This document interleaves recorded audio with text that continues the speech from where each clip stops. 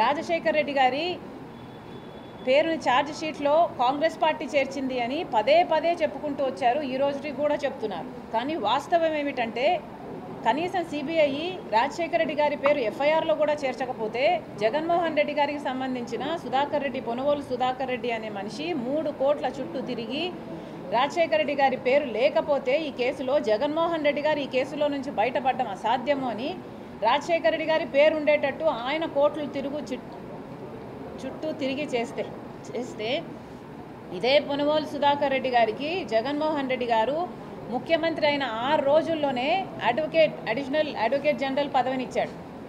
ఎవరైనా తండ్రి పేరుని సిబిఐ ఛార్జ్షీట్లో చేరిస్తే అంత పదవి ఇస్తారా అండి? జగన్మోహన్ రెడ్డి గారు చెప్పారు కాబట్టే, ఆయన చేశారు కాబట్టే ఈయన పదవి ఇవ్వడం జరిగింది. ఎంత దారుణం కాకపోతే కన్న తండ్రి పేరునే సిబిఐ ఛార్జ్షీట్లో పెట్టేటట్టు చేస్తారు జగన్మోహన్ రెడ్డి గారు. ఇది నీచమైన రాజకీయాలు కాకపోతే ఏమిటి? నేను 1000 కోట్లు తీసుకున్నాను అడిగాను అని మీరు అంటున్నారే, రుజువు ఉందా? మీరు రుజువు చేయండి. ఈరోజు నేను రాజకీయాలు మానేసి వెళ్ళిపోతా. నేను ఒక పైసా సాయం అడగలేదు. వీళ్ళు ఎప్పుడు ఏది ఎట్లా అవసరం ఉంటే ఆ మాట మాట్లాడడం వీళ్ళకు అలవాటు. వీళ్ళు ఊసరు వల్లీలు.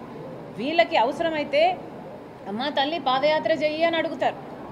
వీళ్ళకి అవసరం లేకపోతే నువ్వు అసలు రాజశేఖర రెడ్డి బిడ్డవే కాదు అన్నట్టు విజయమ్మను కూడా అవమానిస్తారు.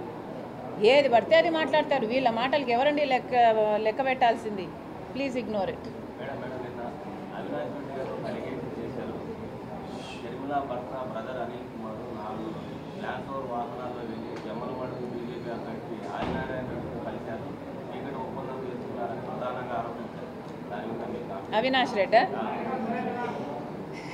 అవినాష్ రెడ్డి నా భర్త ల్యాండ్ క్రూజర్లో వెళ్ళి జమ్మలమడుగు బీజేపీ లీడర్ని కలిశాడని ఆరోపణ చేశాడు అవినాష్ రెడ్డి గారు. అవినాష్ రెడ్డి గారి లాగా మధ్యరాత్రి గొడ్డలి రాజకీయాలు చేయడము మాకు తెలియదు.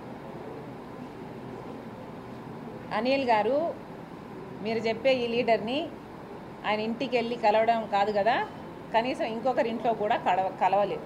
వీళ్ళు రుజువు చేయలేరు. ఓకే అమ్మా. ఒక్క నిమిషం. ఇక్కడ కమలాపురం అభ్యర్థి గాలి చంద్ర ఇందాక చెప్పడం మర్చిపోయి సిపిఐ ఆయన్ని కూడా ఇక్కడ కాంగ్రెస్ అభ్యర్థులతో పాటు కమ్యూనిస్ట్ పార్టీ అభ్యర్థులను కూడా గెలిపించాలి. థ్యాంక్ యూ అమ్మా. Thank you very much. Thank you.